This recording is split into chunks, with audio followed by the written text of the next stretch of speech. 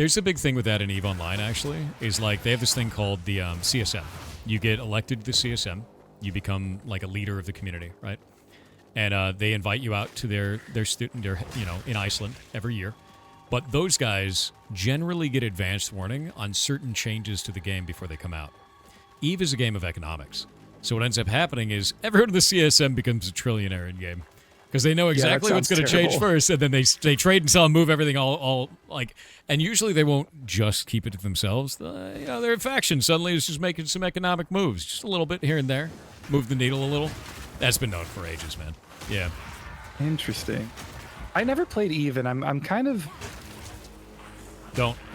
Yeah, you know me well enough. Like, Yeah, if I played EVE, would I like never want to do anything else with the rest of my life ever again? I think that's old school RuneScape for us. Legitimately. I think EVE... Yeah, but at least old school RuneScape, we can pedal. EVE is pay to win. Legit. Oh, okay. Well, It didn't used to be, but they added this thing called skill injectors many years ago, and you pay real money to inject XP into your character. And the way that XP works in EVE is you don't get XP for killing monsters or beating enemies. You get it over time based on your attributes on your character.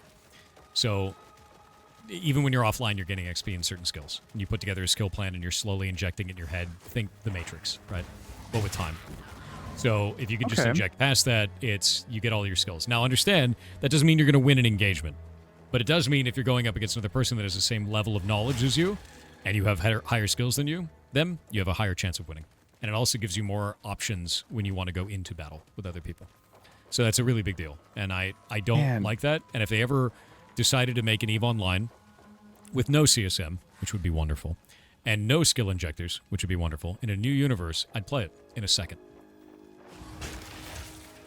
I'd be back. You have to wonder how much money these microtransactions make these companies, because they know it's not good for the players and they still do it. Here's the problem. It pays enough for the players, too. There's a shitload of accounts that people have that all they do is they have a character that sits in a vat and just trains a skill. They then extract the experience points out of that character into a skill injector, sell it on the auction house, on the market, right, which is actually JITA, generally. They sell that to, actually, no, right outside of JITA, because there's less processing, there's less transaction fees right outside of JITA. So they do this, they sell it to another player, and that player buys it and does that. Then they use that ISK that they got to pay for the sub for that account, which is the money to pay for their subscription so they can keep doing the skill injector. And it gives just a little bit more than that so they can pay for other stuff in their characters. There are people that have hundreds of characters in a farm this way. Think like, again, the Matrix, but you're the robots. Yeah. Huh.